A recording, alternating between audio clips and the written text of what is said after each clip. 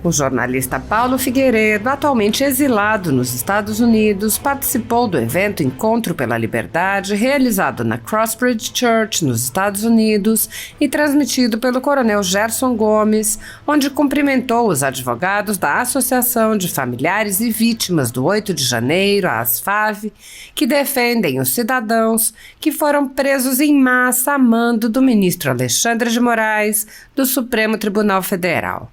O grupo foi aos Estados Unidos para levar mais de 100 denúncias de violações de direitos humanos à Comissão Interamericana de Direitos Humanos. Essas denúncias se somam a outras dezenas que já foram apresentadas àquela corte e relatam os abusos cometidos pelo ministro ao longo de anos. Paulo Figueiredo lembrou que na Segunda Guerra Mundial, o comandante americano Eisenhower deu uma ordem para documentar os horrores encontrados nos campos de concentração, para que no futuro ninguém pudesse duvidar de que aquilo tivesse acontecido. O jornalista apontou que os documentos levados pelos advogados da ASFAV às cortes internacionais precisam ter essa mesma função. Figueiredo disse: "Quando eu vejo essas imagens, eu não posso deixar de me lembrar da importância do registro histórico dessas coisas que foram feitas com compatriotas nossos, irmãos de pátria brasileiros, em sua imensa maioria pessoas simples e boas, o sal da terra." O jornalista apontou: "Nós estamos testemunhando coisas que eram absolutamente impensáveis 5 anos atrás." Figueiredo lembrou os jornalistas perseguidos e exilados, deputados censurados e até presos, cidadãos presos em massa e questionou como a sociedade pode assistir a isso sem se manifestar.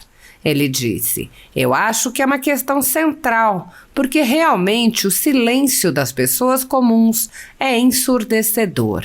A distração das pessoas comuns é ensurdecedora." Ele disse: "Uma parte do nosso trabalho é, apesar das adversidades, registrar para a história o que está acontecendo, para que amanhã ninguém venha dizer que isso não aconteceu, e conscientizar as pessoas que estão nesse silêncio ensurdecedor do que de fato está acontecendo. Nós não podemos parar de falar." Figueiredo afirmou: "Antes de nós conseguirmos resolver e reverter a ditadura no Brasil, nós precisamos que o Brasil tenha consciência de que ele é uma ditadura."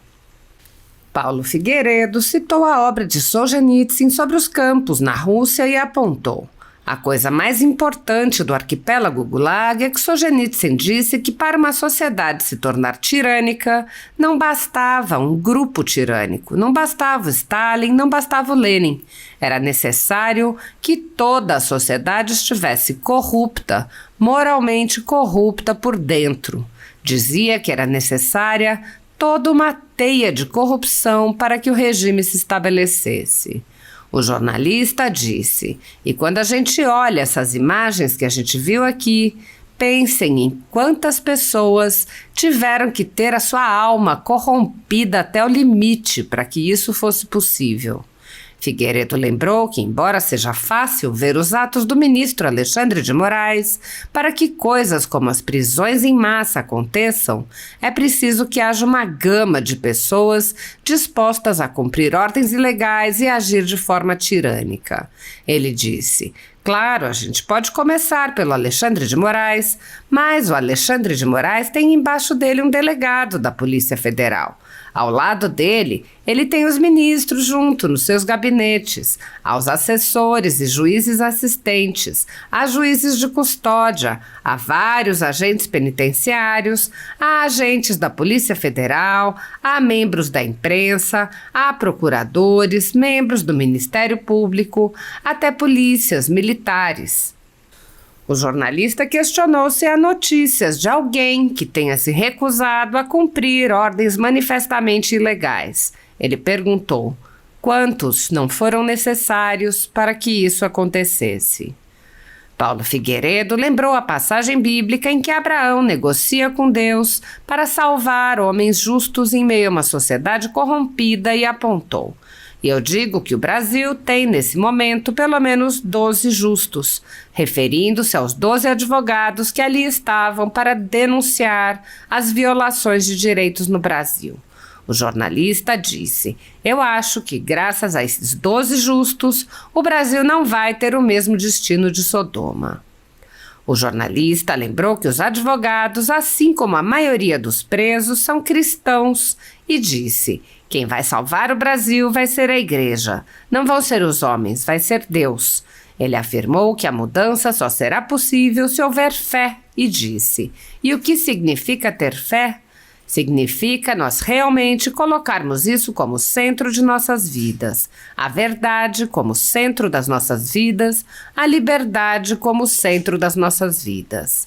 Figueiredo concluiu: e o que eu acho que nós precisamos neste momento é isso, continuarmos construindo consciência, conscientizando a nação, conscientizando os nossos deputados, conscientizando os nossos senadores, conscientizando a nossa sociedade, alguns jornalistas, de que isso não é aceitável, isso não é tolerável. O Brasil é uma ditadura. A liberdade e a propriedade privada há muito tempo já não são mais direitos fundamentais garantidos no Brasil em consequência do ativismo judicial de alguns membros do judiciário. A renda da Folha Política e de outros sites e canais conservadores está sendo confiscada a mando do ministro Luiz Felipe Salomão, ex-corregedor do TSE, com apoio e respaldo dos ministros do STF Luiz Roberto Barroso, Alexandre de Moraes e Edson Fachin. O confisco da renda atinge todos os vídeos produzidos pelo jornal, independente de tema, data ou qualquer outro fator. Há mais de 28 meses, toda a renda do nosso trabalho vem sendo retida sem qualquer previsão legal. Se você apoia o trabalho da Folha Política e pode nos ajudar a manter o jornal, doe qualquer valor à empresa Raposo Fernandes utilizando o QR Code que está visível na tela ou o código Pix ajude@folhapolitica.org. Caso prefira, há a opção de transferência bancária para a conta da empresa Raposo Fernandes, disponível na descrição deste vídeo e no comentário fixado no topo. Com a sua ajuda, a Folha Política poderá se manter firme e continuar o seu trabalho. Pix ajude@folhapolitica.org. Assista. Queria começar agradecendo, obviamente, aos advogados por estarem aqui, aos 12. Agradecer ao pessoal da Crossbridge Church, especialmente ao meu amigo, companheiro Coronel Gerson Gomes, mas também aos pastores, claro, por estarem cedendo a casa deles aqui, casa de Deus, na verdade, mas administrada por eles. Queria saudar a deputada Priscila por estar aqui, está com um barrigão bonito, né, toda mulher grávida é uma esperança, né? Esperança de um novo tempo, uma nova geração de brasileiros que vem aí.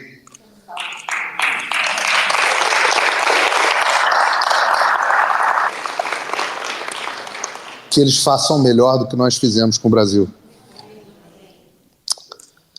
Já que o Constantino estava falando do Reductio ad Hitlerum, deixa eu começar contando uma história que veio à minha cabeça enquanto eu estava vendo essas imagens. Quando os americanos começaram a libertar a Europa, em 1944, o comandante supremo das Forças Armadas Americanas era o general Dwight Eisenhower, que depois foi presidente dos Estados Unidos, logo em seguida. E uma das coisas que o Eisenhower determinou quando ele chegou nos campos de concentração era de que os militares filmassem todos os campos de concentração, porque, segundo Eisenhower, chegaria um dia que eu não vou falar um palavrão porque eu estou dentro de uma igreja, não porque eu não fale palavrão, mas porque eu estou dentro de uma igreja, mas as palavras do Eisenhower foram que ia chegar um dia que um son of a bitch ia dizer que nada daquilo tinha acontecido. Quando eu vejo essas imagens, eu não posso deixar de me lembrar da importância do registro histórico dessas coisas que foram feitas com compatriotas nossos, irmãos de pátria brasileiros. Pessoas, em sua imensa maioria, simples, boas, o sal da terra do Brasil. Eu, imediatamente, quando na sexta-feira eu vi essa história da doutora Gabriela e do doutor Ezequiel, eu os entrevistei, e quando eu ouvi essa história de que havia um corredor e que se você fosse para a esquerda você era liberto, se fosse para a direita você era preso, eu também me lembrei do Viktor Frankl. A Daya conhece bem aqui, que o grande psicólogo que contava exatamente essa mesma história a respeito de Auschwitz, que você ia para a esquerda, você ia para o campo de concentração, para a direita você ia para a câmara de gás. Eu não me lembro se era esquerda ou direita, normalmente para a esquerda você termina na câmara de gás. É o que eu acho.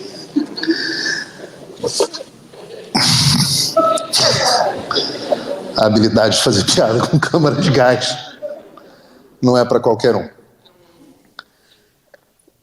Eu estava ouvindo o que o Constantino estava falando com muita atenção e pensando que realmente nós estamos testemunhando coisas que eram absolutamente impensáveis 5 anos atrás. 5 anos. Se você pegasse uma máquina do tempo e chegasse e falasse, olha, daqui a 5 anos, jornalistas estarão exilados nos Estados Unidos. O Alan dos Santos vai ser o inimigo público número 1 do Brasil. Uma coisa assim, não vai ser o PT, o Lula vai ser presidente, o Alan dos Santos vai ser o inimigo público número 1 do Brasil. Que nós teríamos cenas dessas, senhores de idade com Bíblia na mão, presos e tratados que nem bicho, gado como eles nos chamavam. Eles avisaram que iam fazer isso. Talvez não conscientemente, mas inconscientemente, quando eles nos chamavam de gado, era porque eles avisaram que nós seríamos tratados como bichos. Ou melhor, quando eu falei para a doutora Gabriela que eles deveriam ter não entrado com uma denúncia na Comissão Interamericana de Direitos Humanos, mas na Comissão Interamericana dos Direitos dos Animais por causa daquele cachorro. E eu acho que a gente teria muito mais chance de sucesso. Porque a esquerda, em geral, gosta bem mais de bicho do que de gente. Então não sei se a comparação com gado, acho que se nós realmente fôssemos gado, eles teriam tratado melhor do que eles trataram essas pessoas que estavam lá. E quando Constantino estava falando sobre o que levou a nossa sociedade a esse ponto, eu acho que é um ponto central aqui, eu acho que é uma questão central. Porque realmente o silêncio das pessoas comuns é ensurdecedor. A distração das pessoas comuns é ensurdecedora. Muitas vezes as pessoas, eu sei que Constantino passa por isso também, a gente encontra um amigo de faculdade e ele pergunta, quando é que você vem ao Brasil? Aí você fala assim, cara, como assim? Eu não tenho passaporte. Primeiro eu tenho que ter um passaporte, depois eu vou ao Brasil. Aí ele fala assim, ainda isso, exato. Mas ele fala assim, mas ainda isso? Não devolver? Você está sumido das redes sociais? Eu falei, só para você no Brasil, né? Mas não acontece isso?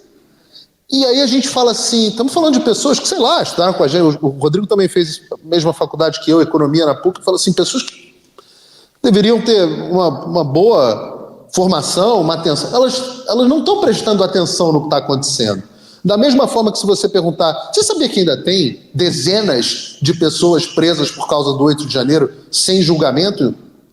Vai falar, é mesmo?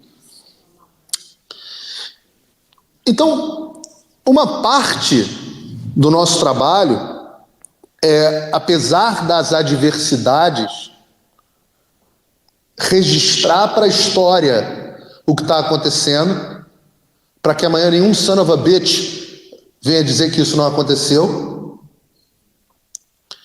e conscientizar as pessoas que estão nesse silêncio ensurdecedor do que de fato está acontecendo. Nós não podemos parar de falar. E não somos nós, somos nós, todos nós. Todos nós precisamos continuar utilizando as nossas redes sociais, continuar falando, continuar lembrando as pessoas de que o Daniel Silveira, de que os 50, de que o Alan, de que o Paulo, de que o Rodrigo, de que todos, que o Brasil é uma ditadura. Antes de nós conseguirmos resolver e reverter a ditadura no Brasil, nós precisamos que o Brasil tenha consciência de que ele é uma ditadura. A deputada Priscila está aqui. Uma das coisas do meu ofício foi que eu fiquei muito amigo de vários políticos. O que talvez não seja o melhor grupo para a gente andar, mas considerando que eu também sou jornalista, não sei se jornalistas são melhores que os políticos. Mas eu prometo a vocês que há bons jornalistas e há bons políticos. São poucos, mas há. E eu fico impressionado.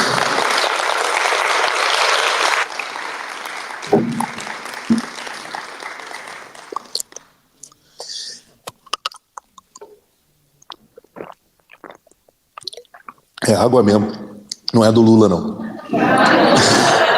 Cadê o... Quem é que ficava carregando a garrafinha do Lula? Aquela que só ele... Vocês lembram dessa garrafinha na campanha? Aquela que só que se pegasse dava briga. Prometo que é água mineral.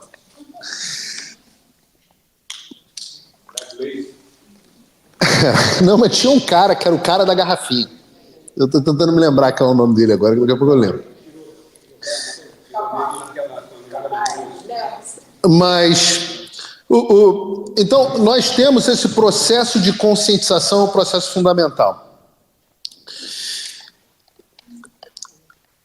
No processo de corrupção, já que a gente estava falando, para não falar mais de Hitler e campos de concentração e nazismo e tal, vamos mudar de assunto e vamos falar de campos de concentração soviéticos. O Alexander Solzhenitsyn escreveu um livro que eu não recomendo que ninguém leia, a não ser que queira ficar deprimido, que foi o Arquipélago Gulag.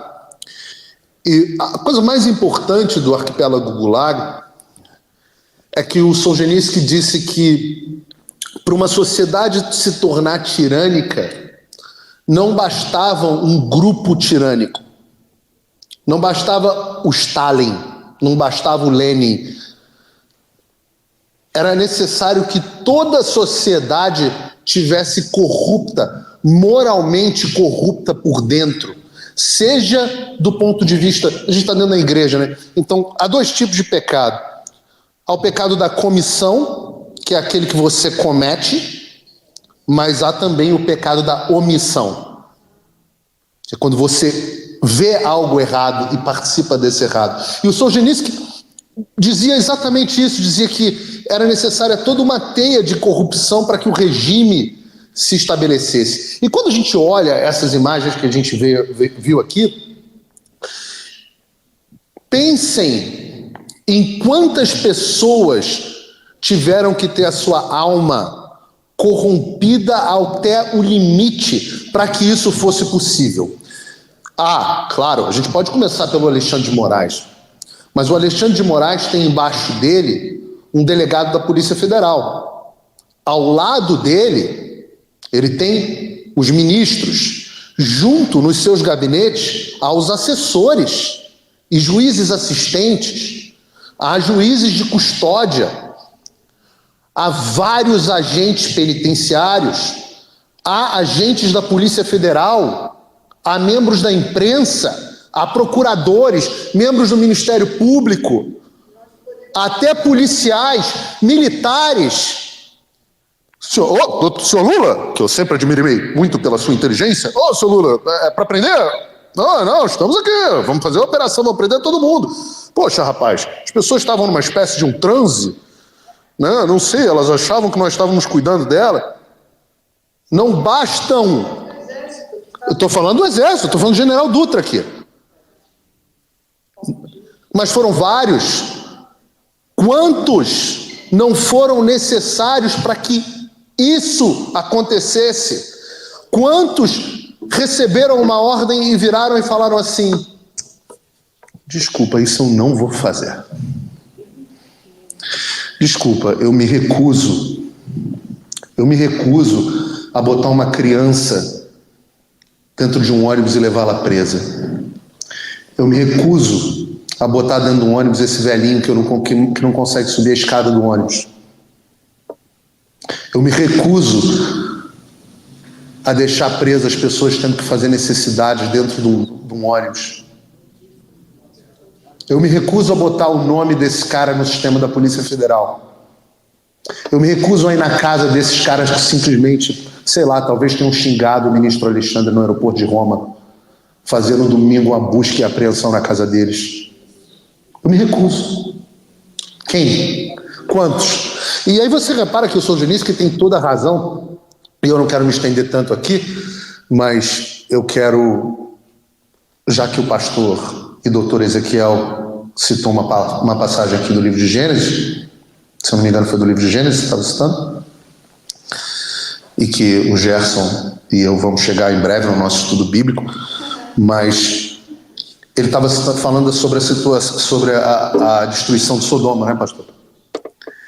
E uma parte muito interessante dessa passagem bíblica é que Abraão barganha com Deus. E justamente quando ele diz: vão morrer os justos junto com os injustos, vão perecer, Deus fala: não, vocês esperem, sem injustos eu não destruo. E ele vai descendo, né? E chega até um punhado de 10 justos. E eu digo que o Brasil tem, nesse momento, pelo menos 12 justos. Amém.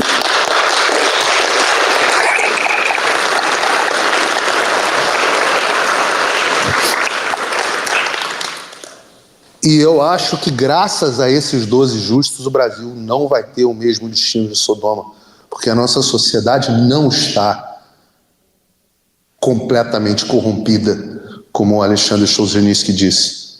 E por que não está completamente corrompida? Qual é a característica em comum entre todos os advogados que estão participando desse processo? São todos cristãos.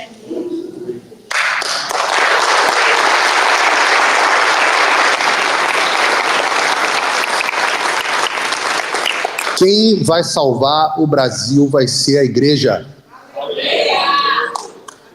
Não vão ser os homens. Vai ser Deus.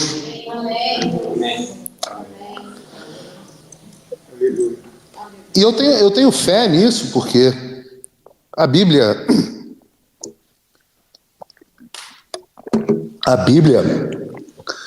promete isso. Ela promete que se nós batermos, o que acontece? Ela diz que se nós pedirmos o pão, nós vamos receber o quê? Pedra? E o que isso significa?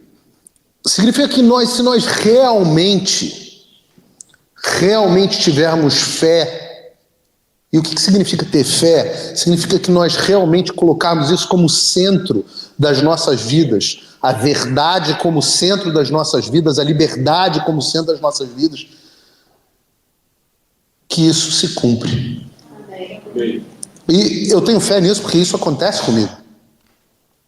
Não é porque eu sou uma pessoa maravilhosa, um cristão incrível, mas é porque eu vejo isso acontecendo. Se eu coloco todos os esforços da minha vida em uma determinada direção, essa coisa se concretiza. A promessa de Deus é verdadeira.